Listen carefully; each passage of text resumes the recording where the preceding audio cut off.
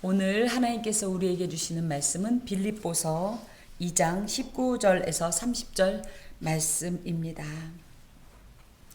지금 현재의 시간은 이 하나님 나라의 관점으로 볼 때는 어떤 시간이냐 하면 하나님께서 하나님 나라의 확장을 위하여 그 확장의 도구로 또 내지는 복음 전파를 통해서 하나님 나라가 확장되어지는 이런 어떤 과정 가운데 있습니다. 모든 일을 행할 때는 일꾼이 필요합니다. 그 일을 감당할 그런 의미에서 지상에서 성도의 신분은 하나님 나라의 확장, 즉 복음 전파를 위해 부름받은 일꾼이다 할 수 있겠습니다. 여러분은 그냥 나는 예수 믿는 사람으로서뿐 아니라 하나님 나라의 확장이라는 이 귀한 사역 앞에 여러분 한 사람 한 사람은 주님의 일꾼입니다. 그렇다면 우리는 과연 어떤 일꾼들일까? 하나님께서 또 원하시는 일꾼은 어떤 일꾼일까? 나는 과연 그 기준 가운데 온전한 일꾼일까? 하나님 앞에서 오늘도 이제 말씀을 함께 받겠습니다. 지금 현재 바울은 로마의 감옥에 수감되어 있는 상태고 그런 바울을 빌립보 교회라는 아주 작지만 하나님을 뜨겁게 사랑하는 이 교회가 계속적으로 후원하고 있는 거예요. 물질적으로나 영적으로나. 그런 가운데에서 이 바울이 이 빌립보 교인들에게 보낸 서신서가 빌립보서인데요.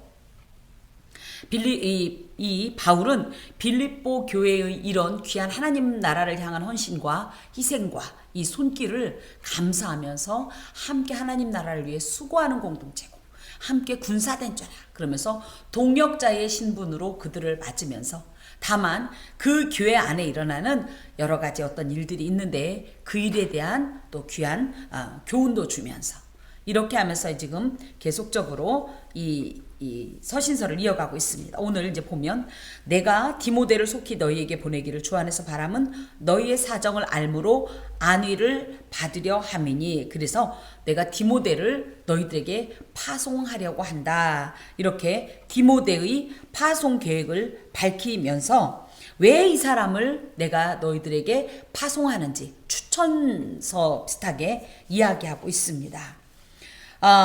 특별히 디모데를 너희에게 보내기를 바란다. 왜 보내려고 하느냐 하면 사실 여러분도 그렇겠지만 담임 목회자가 물론 에바브로디도이긴 하지만 에바브로디도도 그렇고 또 영적인 어떤 스승이라고 할 수 있는 바울도 그렇고 멀리 물리적으로 지금 떨어져 있으니까 어떻겠어요? 자꾸만 신앙이 흔들리고 그죠? 영적인 어떤 위태함과 또 외부로부터 실제적인 공격도 있고 내분들도 있고 이랬단 말이에요. 그래서 그런 흔들림에서 이들이 혹시라도 영적으로 방황할까봐 그래서 신앙을 놓치게 될까봐 바울이 자신을 대신하여 그곳에서 귀한 사역을 감당해줄 이런 사람을 보내려고 하는 겁니다. 이 디모데로 말할 것 같으면 디모데란 이름은 하나님의 명예라는 의미를 가지고 있습니다. 이 사람은 루스드라 출신으로서 안진뱅이를 고쳤던 사건 기억하세요? 루스드라에서. 거기 사람입니다. 아버지는 헬라 사람, 엄마는 유대인이에요. 특별히 유대인 엄마인 이 유니게의 경건한 이런 신앙 교육으로 말미암아 어려서부터 성경을 알았고 그래서 외조모 로이스, 어머니 유니게 이런 내용들이 디모데의 후서에 쭉 나옵니다. 어려서부터 성경 교육을 제대로 받았고 거기에다 대고 바울을 통해서 개종을 했어요. 그리고 특별히 바울의 제2차 전도 여행 시에 바울을 수행했던 이런 동역자로서 빌립보 교회의 설립에 동참했던 사람입니다. 그리고 3차 전도 여행 시에도 계속 바울과 함께하면서 빌립보를 최소한 2번 이상 방문했던 이런 사람이기 때문에 빌립보 교인들도 디모데를 알고 그리고 빌립보 교회와 그 이후에도 꾸준한 어떤 이런 교제를 통해서 관계가 있었던 사람이에요. 그렇기 때문에 지금 바울이 디모데를 그들에게 파송하려고 하는 것은 굉장히 좋은 최상의 어떤 선택이라고 하겠습니다. 그러면서 그런 이유가 뭐냐 했더니 너희의 사정을 알므로 안위를 받으려 함이니라. 그러니까 지금 뭐예요? 소식이 제대로 전달되지 않으니까 지금 이 목회자가 떠나 있는 이 빌립보 교회가 어떤 상태인지를 알고 싶은 거예요. 그래서 빌립보 교회가 영적으로 어떤 상태인지를 통해서 이 바울이 근데 여기서 안위받겠다라는 것은 위로를 받고 싶다. 그러니까 목회자들의 진짜 기쁨은 뭐냐? 사실은 성도들이 하나님을 영적으로 만나갖고 이 인격적인 하나님과의 교제 속에서 하늘의 신령한 기쁨에 충만해 있는 것, 그리고 점점점 성장하고 성숙해서 하나님 나라의 기둥으로 세워지는 것만큼 기쁜 일이 없는 거예요. 사실은 그렇습니다. 그것을 바울이 지금 기대하면서 빌립보 교회들도 비록 지금 담당하고 있는 목회자는 몸으로 떠나 있지만, 물리적으로는 떠나 있지만 여전히 그들이 주 안에서 성령 충만하여서 영적으로 성숙한 상태가 되었다는 소식을 듣고 싶은 거예요. 또 여기에는 딱히 기록되어 있지 않지만 바울 자신의 사정을 디모데를 통해서 빌립보 교회에 전달하면서 별일이 없다. 그러면서 빌립보 성도들도 이런 어떤 목회자의 그 견강함을 통해서 위로를 받고 새 힘을 얻게 하려는 이런 목적이 있습니다. 근데 여기에 보니까 내가 너희에게 디모데를 보내는 것은 너희의 사정을 알므로 안위를 받으려 함이니 이렇게 해도 되는데 주 안에서라는 표현을 넣습니다. 바울의 특별한 용어 중에 하나가 주 안에서 엔 크리스토스입니다.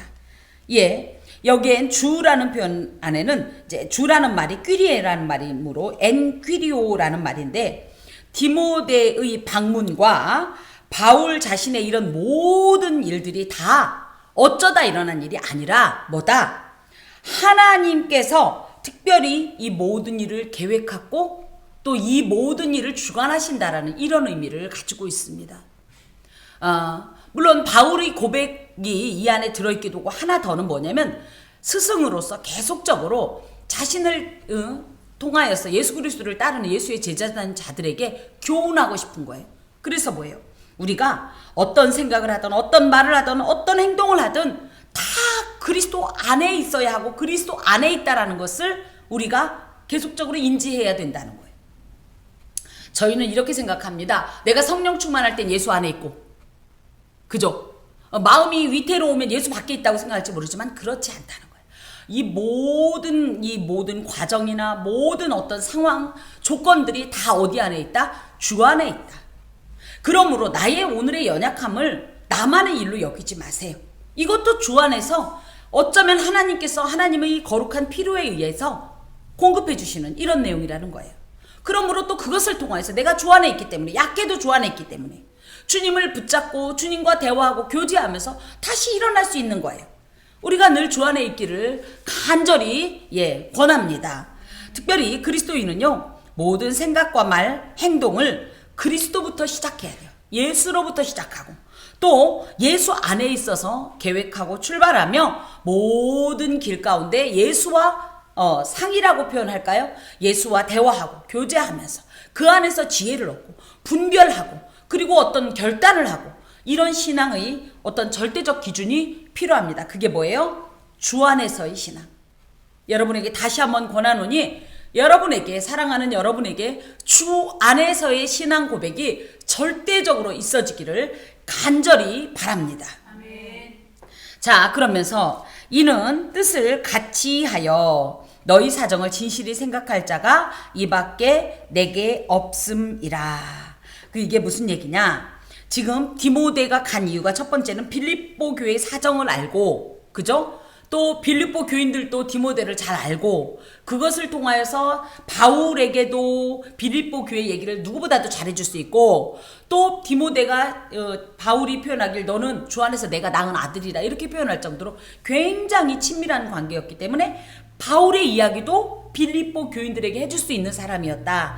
하나 더는 뭐냐? 이 디모데의 특징이 뜻을 같이 했다. 이게 무슨 얘기냐? 이 뜻을 같이 했다라는 말은 일치하다, 통일하다 이런 뜻인데 어떤 것을 일치하고 통일을 했냐면 마음을, 심지어 생명을, 영혼을 같이 하는 존재다. 나와. 디모데가 얼마나 바울에게 이 정말 신뢰가 있는 사람이었으면 이 사람은 나와 마음과 생명과 영혼과 이 모든 계획들이 같은 사람이다. 이렇게 표현하면서 디모데의 마음이 곧 내 마음이요. 내 마음이 곧 디모데의 마음이다. 특별히 바울은 빌립보 교회를 어떻게 생각할까요? 제가 우리 사랑하는 부천 함께하는 교회를 생각하는 이 마음을 생각하면 저는 바울의 마음을 이해합니다. 제가 늘 말씀을 드리죠. 자녀를 생각하면 우리 마음이 어떻다고요? 나도 모르게 뭉클하면서, 그쵸? 뭉클하면서 한편으로 되어가는 모든 일에 아파요. 사실은 아파요. 목회자가 여러분 안에서 참 기쁜 일도 많습니다만은 어떤 어려움이 있다고 하면 내가 대신 해줄 수는 없잖아요. 그러니까 어떻게 해요? 일단 마음이 너무 아파요. 세상에 디모데는 빌립보 교회에 목회자도 아닌데 바울이 품는 이 마음과 똑같은 마음으로 빌립보 교회를 그렇게 사랑하고 그렇게 아끼면서 함께 어떻게 보면 기도하면서 그렇게 돌보는 그런 마음인 걸 내가 알기 때문에 내가 믿고 이 사람을 지금 추천한다 이거예요. 자, 그러면서 여기에 보니까 진실이 생각한다라는 표현인데 이게 무슨 뜻이냐면 진실이라는 그네시오소라는 말은 합법적인 결혼을 통해서 맺어진 어떤 결혼 관계 그 안에서 태어난 어떤 자녀를 생각하는 마음이래요. 그래서 이거는 친족 관계를 암시하는 말로서 지금 이 뜻을 같이 하여라는 말에 이미 바울과 디모데의 마음이 같다. 그러니까 바울의 마음처럼 디모데가 빌립보 교회를 생각한다는 말과 더불어 특히 빌립보 교회를 향한 디모데의 마음이 오죽하면 마치 자기의 친가족처럼 진짜 뜨거운 어떤 혈연 공동체처럼 이 빌립보 교회를 생각하는 것을 내가 알기 때문에 이런 사람이 없다. 그래서 내가 이 사람을 추천하는 거다. 그렇게 이야기하고 있습니다. 저 또한 마찬가지인 게 우리가 예수 그리스도 안에서 영적 혈연 공동체예요. 우리가 영적 혈연 관계예요. 그러니까 어떻습니까? 육체적 관계와는 비교할 수 없는 이 뜨거움과 간절함과 진실함이 이 디모데에게 있는 거고 그 마음으로 빌립보 교회를 섬길 것이고 이 모든 일을 하나님 안에서 가장 복되게 할 사람인 걸 내가 알기 때문에 너희들에게 추천한다. 여러분도 목회자로부터 이런 추천을 받을 수 있는 그리스도의 일꾼이 되어야 합니다. 예. 자, 그러면서 그들이 다 자기를 구하고 그리스도의 일을 구하지 아니하되 여기에 조금 그들이라는 사람은 디모데와 에바브로디도를 제외한 어떤 사람들인데 이 사람은 특별히 바울의 심중에 저 사람을 빌립보 교회에 보내면 되겠다 이렇게 생각을 한 거예요. 그럴 만한 자격이 있고 또 보내면 잘해줄 거다라고 생각했던 사람들한테 야 니들이 가라 그랬더니 그들이 자기 일 때문에 내지는 자기 생각 때문에 어떤 생각? 가면 너무 고생스러울 것 같아. 거리도 만만치 않고 또 가면 이 일 저 일 복잡해요. 뭐 자기들끼리 싸운다고 그러지 빌립보 교회는 썩 부자 교회도 아니에요. 뭐 이러다 보니까 이런저런 문제를 내가 감당하기 싫은 거예요. 또 먼 거리기 때문에 육체적인 피로감 등이 있어요. 그래서 나 안 가겠다고 이렇게 거부한 자들을 이야기해요. 그들은 자기 일을 구하고 그리스도의 일을 구하지 않은 자다. 그리스도의 일은 뭡니까? 철저한 자기 희생이고 그쵸? 무엇보다도 하나님의 편에 서서 하나님의 기쁘심이 되기 위해서 일하려고 하는 이런 결단이 있는 이런 일꾼을 필요로 하는데 이들은 하나님의 어떤 영광이나 하나님의 목적은 필요 없이 나의 영광과 나의 목적과 이런 걸 생각해보니까 벌써 계산을 해보니까 내가 너무 손해보는 거야. 나 여기 가만히 있어서 나 혼자 신앙생활 열심히 하면 되는데 내가 왜 굳이 거기 껴가지고 이 복잡한 일에 내가 개입이 돼가지고 머리 아프냐. 안 가겠다. 이런 사람들이 있었다라는 거예요. 이런 사람들은 사실 겉으로 볼 때는 자기 신앙에 있어서 굉장한 어떤 우월함이 있을지 모르겠지만 하나님의 일꾼의 자격으로선 절대적으로 미달된 자들입니다. 우리가 어느 정도 이렇게 예수를 믿고 성장하기 시작하면 어떤 마음이 있어야 되냐? 주를 위하여 내가 헌신하겠다. 하나님께 나의 삶을 드리겠다. 무엇을 통해서 주님을 기쁘시게 할고 이런 거룩한 고민을 해야 합니다. 그런데 생각보다 많은 사람들이 어떻게 해요? 아, 나 그거 하기 싫어요. 아, 왜 나만 해야 돼요? 아, 그냥 교회만 다녀주면 됐지. 예배만 드려주면 됐지. 이런 생각을 하는 사람들이 이런 사람들이에요. 자, 그러는데 그 중에서 디모데는 이걸 다 안다는 거예요. 디모데라고 몰라서 가겠다고 하는 게 아니에요. 가면 자기도 분명히 희생할 것이고 너무 피곤할 것이고 위험해요. 고대의 이 여행이라는 것은 특히 장거리 여행은요, 죽기를 각오해야 합니다. 왜냐하면 노상 강도들이 굉장히 많았어요. 살기 어려우면 강도들이 판을 칠 거 아니에요. 그 시대는 굉장히 빈핍했던 시대입니다. 그러다 보니까 이런 노상 강도들에 의해서 물건만 뺏기는 게 아니라 목숨을 빼앗기는 일도 비일비재했어요. 죽기를 각오하고 가는 일이에요. 자기도 무척 피곤할 것이고 거기 가면 자기도 머리가 지끈지끈할 거예요. 그런데도 디모데는 가겠다고 결단을 한 거예요. 특별히 디모데의 연단을 너희가 안다라는 것은 어떤 내용의 연단인지는 알지 못하지만 너희들이 이 연단이라는 도키메라는 말은 시련을 당했다는 뜻도 있지만 이 시련을 통해서 증명을 받았다 이런 뜻을 갖고 있어요.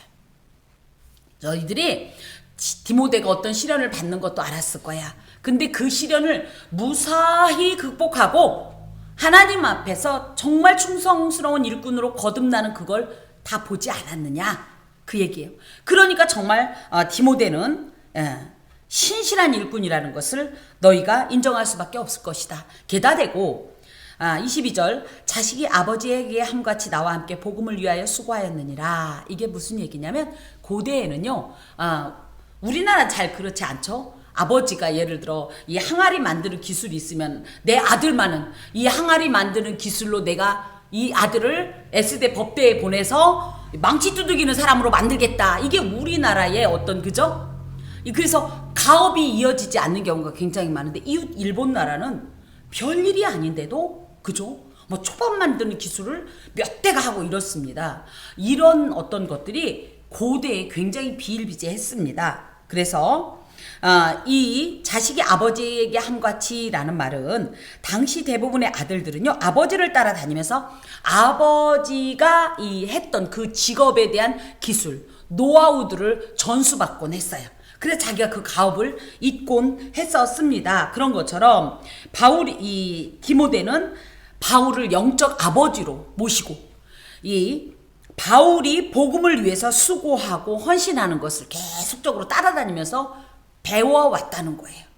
심지어 배움으로 끝나는 게 아니라 함께 복음을 위해 수고했다. 그때도 이미 이 사람은 배우는 자의 입장이 아니라 함께 동역하던 그런 사람이었다. 그러니 오죽 내 마음을 잘 전하고 내가 전했던 이 복음을 온전히 너희에게 잘 전할 것이냐 이런 얘기입니다. 그러므로 내가 내 일이 어떻게 될지를 보아서 곧 이 사람을 보내기를 바라고 나도 속히 가게 될 것을 주 안에서 확신하노라. 그래서 내 일이 어떻게 될지를 보아서 아직 재판 결과가 나오지 않은 상태예요. 자, 재판이 끝나는 거를 본 다음에 내가 이 사람을 보내면서 나도 거기 가고 싶다.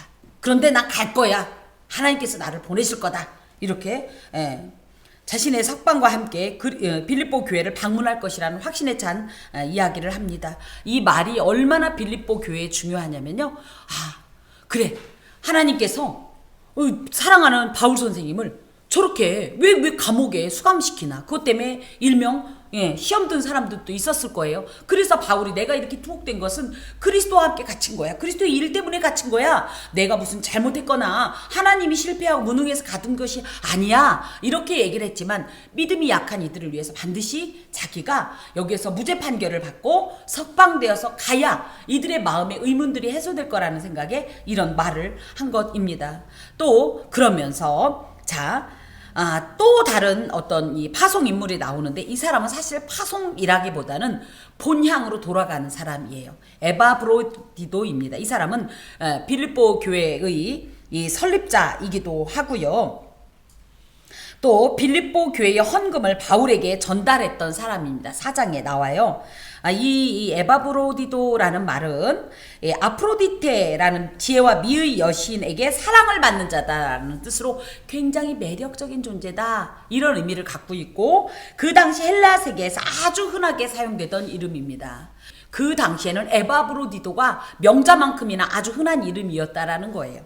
예. 그런데 이 사람이 이제 왜 너에게 보내는 것이 필요한 줄로 생각하노니 이렇게 얘기한 것은 에바브로디도가 이 빌립보 교회가 바울의 수감 생활을 도우려고 헌금한 것을 바울에게 갖다 주고 돌아간 것이 아니라 바울이 이 투옥 생활을 하는 모든 전반의 일들을 실제적으로 섬겼던 사람입니다. 그러면서 바울 곁에 계속 머물렀던 사람이지요. 그런데 이 사람을 너희에게 보내는 것이 필요한 줄로 생각한다라는 것은 뒤에도 나오지만 이 에바브로디도가 열심히 바울을 섬기다가 병이 나버렸어요. 여기에 26절에 보니까 그가 너희 무리를 간절히 사모하고, 이게 무슨 얘기냐면 물론 에바브로디도가 거룩한 주님의 사명을 위해서 로마에 오긴 했지만 이 에바브로디도도 사람이에요. 그 다음에 고향에 대한 그리움, 특히 몸이 약해지면요, 우리도 그렇죠. 아프면 어디 가고 싶어요? 집에 가고 싶잖아요. 그러니까 에바브로디도가 자기 이 고향에 가고 싶은 마음이 있었다는 것을 바울이 알게 된 거예요. 그래서 이런 어떻게 보면 일종의 뭐 향수병이라고 표현할 수도 있고, 약해지니까 자신의 이 본향으로 돌아가고 싶은 마음이 있었고, 하나 더는 이 병 자체가 누구는 풍토병이었을 거다 이렇게 얘기해요. 그러니까 빌립보와 이 로마는 서로 다른 지역이다 보니까 빌립보 교회에, 이 빌립보 지역에 있었던 에바브로디도가 로마에 와서 풍토병에 걸리니까 안 되죠. 풍토병은 어떻게 빨리 돌아가야 되죠. 뭐 백신이 있는 것도 아니고. 그런 저런 이유로 이제 에바브로디도를 보내줘야겠다라고 이제 이렇게 얘기를 하는 것인데요. 이 사람을 바울이 뭐라고 표현하냐면 그는 나의 형제요. 바울이 에바브로디도를 뭐라고 생각하냐? 형제로 생각한대요. 핏줄이라고 생각한대요. 그 정도로 같은 신앙 안에서 같은 마음으로 하나님을 생각하고 예수를 사랑하고 하나님 나라의 확장을 위하여 전심전력으로 활동했던, 그런데 그 모든 것이 영적 혈연 관계에서부터 비롯됐다. 지금 바울이 에바브로디도에게 느끼는 감정이에요. 또 그러면서 함께 수고하고 함께 군사된 자다. 이것은 예수 안에서 영적 교제와 힘을 북돋는 동료 군인과 같은 사람이었다.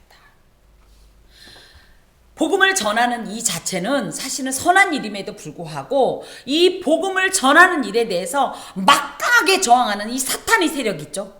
그렇기 때문에 우리가 복음을 전하는 걸 영적 전쟁이다 이렇게 표현하는데, 이런 영적 전쟁터에서 함께 싸울 뿐만 아니라, 왜요? 바울도 사람인지라 일시적으로라도 위축되고 주눅들고 흔들릴 때 있을 텐데, 그때마다 에바브로디도가 뭐라고 했냐? 아자! 우리는 예수 이름으로 이길 수 있습니다. 하나님께서 이 일을 기뻐하십니다. 우리는 승리할 겁니다. 나갑시다. 이런 식으로 막 사기를 북돋는 동료 군인과 같은 존재였대요. 바울이 얼마나 에바브로디도를 통해서 큰 힘을 얻고 용기를 다시 한번 충전시키고 그죠? 격려를 받고, 그래서 더욱더 하나님 일에 매진할 수 있게 했던 그런 아주 소중한 존재라는 겁니다. 또 너희 사자로 내가 쓸 것을 돕는 자다. 그러니까 뭐예요? 빌립보 교회에서 파송된 이 빌립보 교회의 사자로 와서 자기에게 자기가 필요한 모든 것을 계속적으로 무한정으로 계속적으로 공급해 주던 그런 사람이라는 거예요.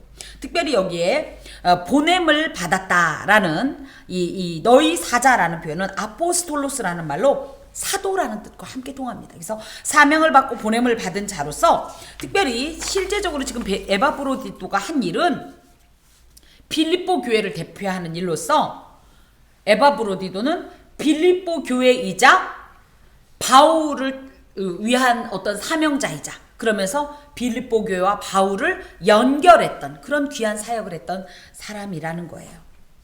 그런데 여기에도 나오지만 그가 너희 무리를 간절히 사모하고 자기가 병든 것을 너희가 들은 줄을 알고 심히 근심한지라.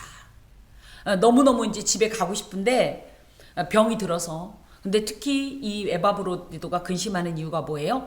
좋은 소식만 전해줬어야 되는데 빌립보 교회가 기대했을 거 아니에요. 가서 열심히 우리 바울 선생님을 그죠? 잘 뒷받침해 주십시오. 좀 도와주십시오 하고 보냈더니 병이 난 것이 너무너무 죄스럽고 마음이 아파서. 근데 그 소식이 빌립보 교회에 전해진 걸 알고 이 에바브로디도가 너무 마음 아파하고 있다는 거예요. 그가 병들어 죽게 되었으나 하나님이 그를 긍휼히 여기셨고 그뿐 아니라 또 나를 긍휼히 여기사 내 근심 위에 근심을 면하게 하셨느니라. 그러므로 내가 더욱 급히 그를 보낸 것은 너희로 그를 다시 보고 기뻐하게 하며 내 근심도 덜려 함이니라. 그래서 자, 그가 병들어 죽게 되었으나 굉장히 위중한 상태였는데 놀랍게도 하나님께서 그를 긍휼히 여기셨다는 거예요. 그러니까 우리가 병이 나았다 그럼 어머 병이 나았네 하고 말지만 바울은 그 근본적인 어떤 지점까지 거슬러 올라가 보는 거예요. 뭐 병이 난 것을 하나님께서 불쌍히 여기셔서 고쳐주셨다. 그래서 병이 나았다. 지금 그 얘기입니다. 그런데 하나님께서 에바브로디도만 불쌍히 여긴 게 아니라 그 일로 인해서 근심하는 나까지도 불쌍하게 생각하셔서 하나님께서 이렇게 병을 고쳐주셨다. 그러면서 하나님은 사실은 에바브로디도와 그러니까 에바브로디도를 고치신 것이 이제 치유의 어떤 결과, 역사의 결과이긴 하지만 그 근원이 뭐다? 하나님의 긍휼하심에서 모든 일이 비롯된다는 것을 교훈하시는 거예요. 그래서 우리가 어머 다행이다. 더 심하지 않은 것이 다행이다. 그럴 때 그냥 다행이다로만 머물 것이 아니라 이 일을 하나님께서 행하셨다. 거기까지 미치지 않도록 끝까지 가지 않도록 하나님께서 도우셨다. 아까 우리 성시교독에도 있지만 하나님께서 우리를 완전히 쓰러뜨리지 않고 그저 직전에 구하시는 이 모든 것이 하나님의 긍휼에서 비롯된 거예요. 우리는 무너지려면 끝도 없이 무너질 수밖에 없는 자예요. 심지어 죽기까지 무너지고 빼앗기고 실패할 수밖에 없는 자인데 하나님께서 그 직전에 우리를 구원하시는 이 역사를 바울이 고백하면서 사실 말이 그렇지. 그러면 에바브로디도가 아픈데도 계속 바울이 미리 오너라 물 가져와라 뭐해라 했겠어요?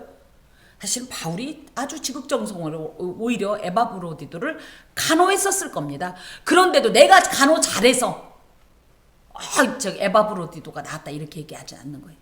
내가 열심히 해서 우리 교회가 이렇다 얘기하지 않는 거예요. 내가 잘해서 내가 뛰어나서 이거 봐 내가 얼마나 잘했어 이것 때문에 우리 교회가 이런 거야.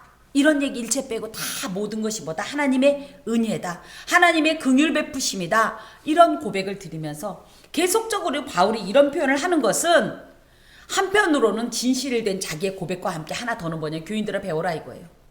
모든 일을 주 안에서 행하고 모든 일이 하나님의 은혜와 긍휼에서 비롯됐다는 사실을 너희들도 보고 그렇게 해라. 지금 이 얘기가 함께 들어가고 있습니다. 무엇보다도 하나님께서 나를 긍휼히 여기사 내 근심 위에 근심을 면하게 하셨다. 이것은 어찌됐든 얼마나 바울이 부담됐겠어요. 걱정이 됐겠어요. 그죠? 의사도 아니고 약이 있는 것도 아니고 그걸 어떻게 해줄 수도 있는 입장이 아니어서 굉장히 근심했을 것인데 하나님께서 에바브로디도 뿐만 아니라 나를 긍휼히 여기셔서 이 병을 고쳐주셔가지고 나도 큰 이런 근심을 덜고 그죠? 염려를 덜게 되었으니 이 모든 것이 하나님의 특별한 은혜다. 이렇게 고백하고 있습니다. 우리가 하나님의 은혜다. 그러면 우리 잘된 것만 다 은혜다 이러죠. 그죠? 그런데 진짜 믿음의 눈으로 보면요. 모든 것이 은혜입니다. 일시적으로는 패배인 것 같고 일시적으로는 아픔인 것 같고 상처인 것 같지만 이것을 하나님의 은혜의 눈길로 보면요. 모든 것이 은혜인 겁니다. 내가 실패했으니까 다시 하나님을 바라볼 수 있는 거예요. 내가 아프니까 주의 이름을 부르게 된 거예요. 내가 넘어졌으니까 주님을 붙잡는 거예요. 이런 것으로 보면 우리의 삶 가운데 하나님의 은혜가 아닌 것이 없고요. 하나님의 역사가 아닌 것이 없는 것이에요. 이것이 믿음이에요. 믿음 그러면은 그냥 하나님을 믿습니다 하고 있는 이게 믿음이 아니라 사실은요. 가장 결정적이고 가장 고통스럽고 깊은 사망의 음침한 골짜기에 빠졌을 때 하나님을 부르는 것이 진짜 믿음이에요. 평안할 때 예수 이름 부르기 얼마나 좋게요. 그쵸? 행복한 사람이 예수 이름 부르면서 그 즐기는 게 얼마나 좋게요. 하지만 그건 아직 믿음의 진가를 발휘하지 못한 겁니다. 누가 봐도 저 사람은 저런 상황이면 예수를 부인하고 떠나야 될 상황인데도 예수를 오히려 이전보다 막 더 강하게 붙잡는 거예요. 응? 이게 믿음이에요. 그리고 결과적으로 이게 은혜입니다. 하나님, 내가 실패했기 때문에, 내가 아팠기 때문에, 내가 어떤 큰 상처를 받았기 때문에 주님의 이름을 부르게 하셨으니 이것이 은혜입니다. 이렇게 고백할 수가 있는 것이지요. 자, 그러면서 이러므로 너희가 주 안에서 모든 기쁨으로 그를 영접하고.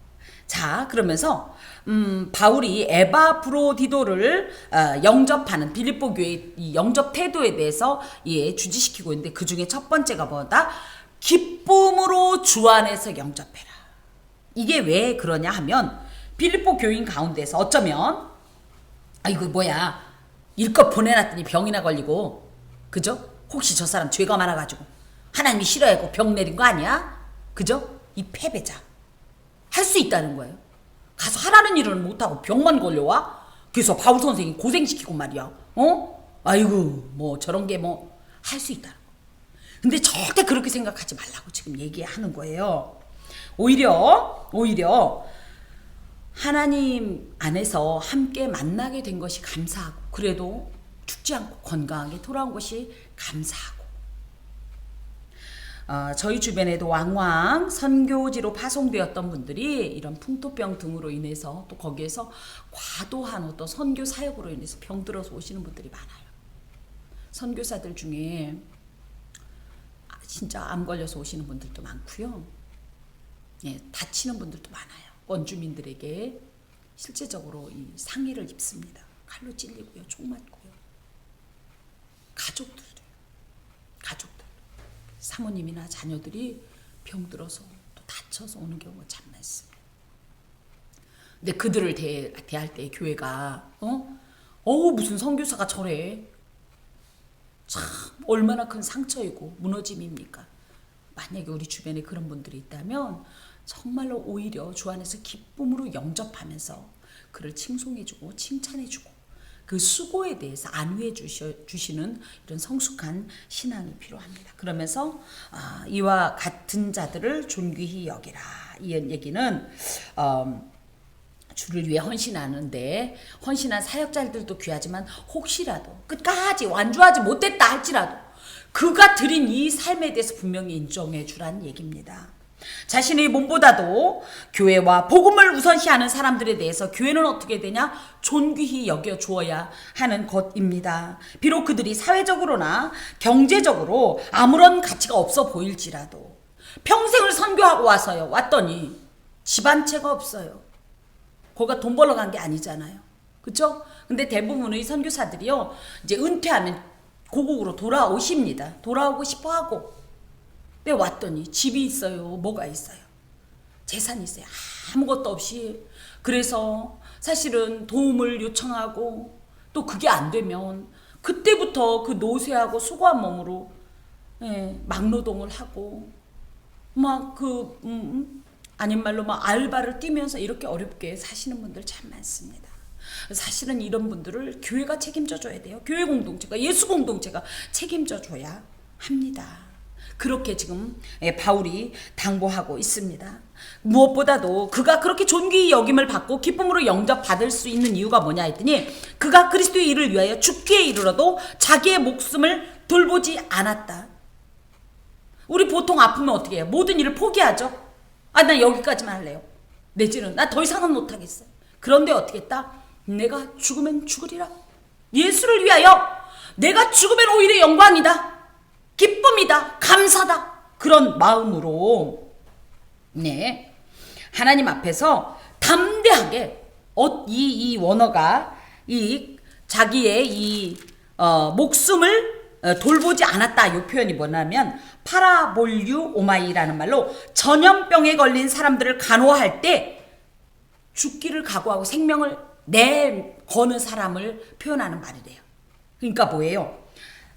내가 설령 죽을지라도, 예수의 복음 사역을 감당하다 죽을지라도, 설령 인간적으로 볼 땐 실패했을지라도, 그것 때문에 상처를 입었을지라도, 아플지라도, 그래서 고통스러울지라도, 나는 그것 때문에 내 몸을 아끼거나 내 뜻을 굽히거나 주저하거나 개의치 않고 그냥 나는 하나님 앞에 드림 그 자체가 감사하고 기뻐서 나는 모든 것을 하나님 앞에 온전히 아낌없이 드리겠다라고 이런 결단으로 일을 한 사람이기 때문이다. 그 얘기예요.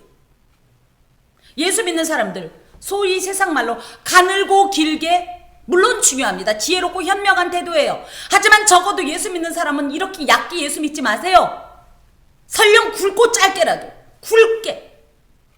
누구 말 맞다나 아유 저러다가 금방 쓰러질 거야. 설령 쓰러지더라도 그날까지 하나님 앞에 아낌없이 자신을 헌신하는 것이 진정 하나님을 사랑하는 자 일꾼의 태도입니다. 아, 나 지금 이렇게 되면 나중에 못할까 봐. 하나님께서 야 지혜롭게 했어야지. 하시겠냐고요. 그냥 하나님을 향해서 정말 전적으로 헌신하고 매진해서 내가 설령 쓰러질지라도 하나님은 이것을 얼마나 금과 같이 귀히 여기시고 존귀히 여기시는지, 그리고 우리의 삶을 기쁨으로 영접하고 오히려 정말 하나님께서 영광의 면류관을 허락해 주시는 이 사실을 기억하고, 우리가 어떤 일을 하다가 내가 정말 죽을 것 같을 때 있어요. 하지만 자기의 목숨까지도 돌아보지 않는 이 태도를 바울은 칭송하면서 칭찬하면서 이것이 바로 존귀한 그리스도의 일꾼된 모습이다, 이렇게 얘기를 합니다. 나를 섬기는 너희 일에 부족함을 채우려 하니라. 이 빌립보 교회가 했던 게 부족하다는 건 아니고 정말 빌립보 교회의 최선의, 에바브로디도의 최선을 다해서 그리스도의 일에 모두 헌신했다, 불태웠다. 그 정도의 일꾼이기 때문에 너희는 이 에바브로디도를 기쁨으로 영접하고 존귀히 여겨야 된다, 이렇게 교훈하고 있습니다. 자, 아까도 말씀드렸듯이 본문은 바울이 빌립보 교회에 충성된 일꾼을 추천하는 내용으로 장기간 자신의 옥중 생활로 인하여서 빌립보 성도들이 영적 방황에 빠질 것을 염려하여 이 귀한 일꾼을 파송하는 그런 내용입니다. 만약에 우리 교회가 이런 상황이라면 여러분은 어떤 내용으로 추천받을 만한 일꾼이겠습니까? 그리스도께서 원하시는 일꾼이어야 합니다. 그리스도께서 원하시는 일꾼은 그럼 과연 어떤 일꾼일까? 첫 번째, 위로하는, 그리스도의 위로를 전달하는 일꾼이어야 해요. 하여튼 그 사람하고 얘기만 하면 시험 들어. 그 사람하고 얘기만 하면 아주 그냥 일할 맛이 뚝 떨어져. 그냥 심지어는 하나님한테 삐지를 정도로 그런 말을 하는 사람. 자기 자랑하고 자꾸만 자기를 높이고 내 입장에서 상대를 자꾸 보고 비난하고 판단하고, 그건 아니지, 왜 그랬어? 이런 일꾼이라면 추천 못 받아요. 예수님이 그런 일꾼을 추천하면 가서 다 뒤집어 엎는데, 그 날마다 자기 잘난 척이나 하고 상대가 못했다 그러고 비난하고 자기만 잘하고 막 자기는 자랑에 겨워갖고 으쓱으쓱하는 사람 공동체에 추천해서 파송해주면 어떻게, 그 교회를 다 회파시켜버려요. 오히려 말 한마디라도 조심하면서 어쩜 이렇게 잘했냐고 칭찬하고 최고라고 얘기하고, 우리 교회 그 참 잘하잖아요. 위로해주고 몸도 아픈데 어쩜 이걸 어떻게 이렇게 했냐고 감사하다고. 하나님 나라 백성이니 하나님 나라의 언어로 말을 해야 돼요. 근데 와가지고 아우 저건 왜 저랬냐고, 왜 이것도 안 했냐고, 왜 그렇게 했냐고, 이건 내 스타일 아니라고, 이러면 공동체는 무너지고요. 그런 일꾼은 하나님이 절대 추천 안 해요. 예수께서 원하시는 일꾼이 아니에요. 거꾸로 얘기할까요? 제발 그 입을 다물라, 제발 그 손가락을 좀 멈춰라. 이런 일꾼이 되면 안 돼요. 그리스도의 위로를 전달하는 일꾼이 되어야 됩니다. 두 번째, 목회자는요 하나님은 아닙니다. 하지만 하나님께서 이 당신이 이 하실 이런 사역들을 위임하신 존재예요. 물론 목회자 자신도 그걸 알고 이 절대적으로 하나님 앞에 겸손하게 하나님의 마음을 대신하여서 하나님의 눈과 하나님의 손을 대신하여서 섬기는 건 맞지만, 어찌됐든 그렇기 때문에 목회자가 성경적으로 활동을 한다면 이 목회자와 뜻을 같이 할 수 있는 일꾼이 되어야 해요. 목회자가 딱히 잘못도 안 했는데 뭐만 하자고 하면 반댈세, 나는 반댈세. 그냥 왜 반대냐, 몰라, 그냥 무조건 싫어, 그냥 목회자가 싫어. 이런 일꾼은 목회자가 이 추천하기를 어려워하는 것보다 더 근본적으로 예수께서도 어려워요. 왜?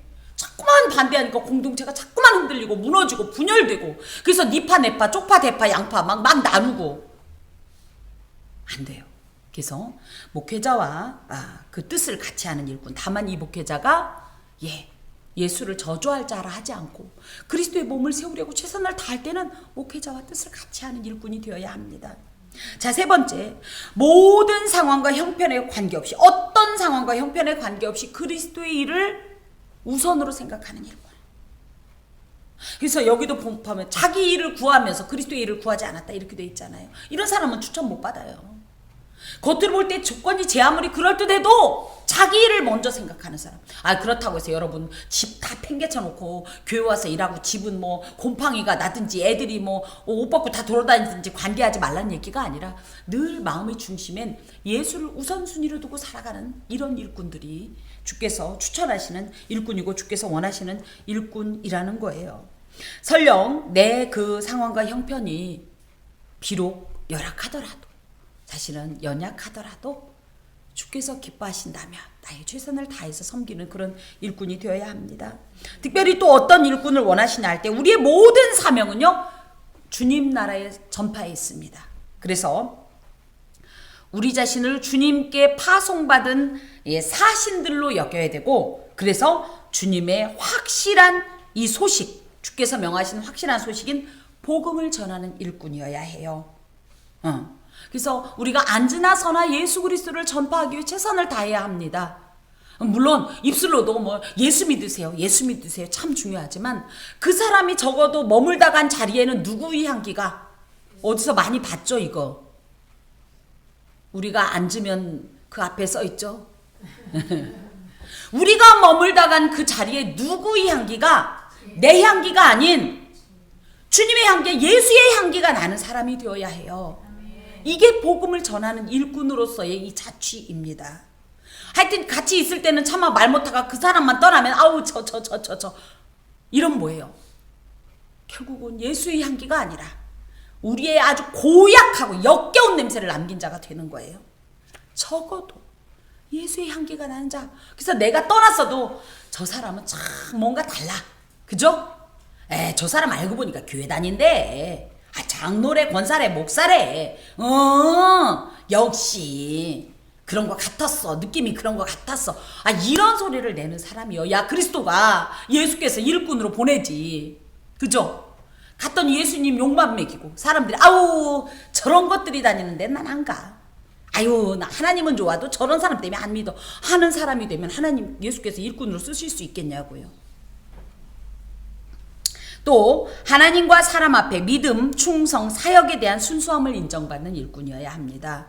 무엇보다도 인정받아야 돼요. 누구로부터? 하나님께로부터 인정받아. 얼마나 네가 나를 사랑하는지, 네가 얼마나 충성된지, 순수한 마음으로 나를 섬기는지 내가 너를 아노라. 이런 인정을 받는 사람이 되어야 돼요. 그런 사람은요, 놀랍게도 사람들도 인정합니다. 사람들도 저 사람은 달라, 저 사람은 정말이야, 이런 소리를 들을 만한 이런 일꾼을 그리스도께서 추천하시는 거예요. 그리고 이런 일꾼을 원하시고 이런 일꾼을 쓰시는 겁니다. 그러기 위해서 우리가 어떻게 해야 되냐? 첫 번째, 나를 하나님께 드릴 때 손익을 계산하지 마세요. 가만히 있어봐. 내가 이렇게 하면 내가 하나님께 몇 시간 드렸어? 그럼 이 시간 곱하기 1, 시간 수당 곱하기 알파? 이런 식으로 계산하는 사람 합당하지 않습니다. 절대 하나님 앞에서 자신을 드릴 때 손익을 계산하지 마십시오. 두 번째, 하나님을 위하여 자신을 결코 아끼지 않은 예수처럼, 심지어 뭐까지? 온몸에 물과 피까지 싹 다 쏟아버리신 거예요. 제가 늘 말씀드리지만 예수의 피가 이 세상의 모든 죄악을 대속할 것 같으면 피의 양이 얼마만큼이면 될까요? 한 방울도 벅차요. 한 방울도 넘쳐요. 한 방울도 허비예요. 한 방울도. 예수의 피 한 방울로도 이 세상에 이 전 세대, 전 인류의 죄를 다 속하고도 남아요. 넘쳐요. 그런데 이분이 어떻게 했어요? 야, 한 방울만 필요하다. 한 방울이면 되겠지? 하지 않으시잖아요. 뭐예요? 머리에서 피가 흘러, 채찍으로 등에서, 못 박혀서 손과 발에서, 창에 찔려서 옆구리에서 온몸에 물과 피가 다 흘러서 십자가 밑에 피 웅덩이가 만들어질 정도로 아끼지 않으셨던 이 모범을 따라서 내 몸을 하나님께 아끼지 마세요. 아끼지 말라고 그래갖고 또 밤낮으로 뭐 하라는 얘기는 아니까 말씀을 지혜롭게 잘 분별해서 들으세요. 아끼지 마세요. 나를 아끼지 마세요. 죽음을 두려워하지 말아요. 죽음이라니까 정말 실제적인 이 어떤 심정지의 상황만 생각하는데, 죽음의 그림자인 내가 이렇게 하면 상처받겠지, 나 이렇게 하면 어쩌면 실패할지도 몰라, 나 이러면 아프겠지, 나 이러면 너무 힘들겠지 하는 이런 죽음의 그림자 때문에 흔들리지 말라는 거예요. 이건 다 그림자예요. 설령 우리가 죽더라도 죽은 뒤에 뭐가 있습니까? 부활이 있어요. 근데 우리는 왜 그 부활은 얻고 싶으면서 죽을까봐 그렇게 겁을 내요? 놀라운 것은 죽지 않으면 부활이 없어요. 근데 부활은 원하는데 죽긴 싫어. 이게 무슨 말도 안 되는 소리. 죽음을 두려워하지 마십시오. 그리고 끝까지 충성하며 변하거나 흔들리지 마십시오. 중간에 돌이키지 마십시오. 하나님 앞에서 행한 것이 온전하다면 어찌됐든 우리는 끝까지 곱니다. 근데 하다가 아유 난 그만할래요. 돌이키지 마세요. 이 돌이킨 자들에 대해서 여러 이 성경에서 보면 여러 번 하나님의 어떤 교훈들이 있습니다. 결코 하나님 기뻐하지 않으세요. 끝까지 충성하기로 마음먹었으면 신실하게 끝까지, 무엇보다도 항상 하나님의 편에 서십시오. 모든 일을 하나님의 관점으로 보시고, 하나님이라면 어떻게 하실까? 예수라면 어떻게 하실까? 이 상황에서 예수님이라면 어떻게 하실까?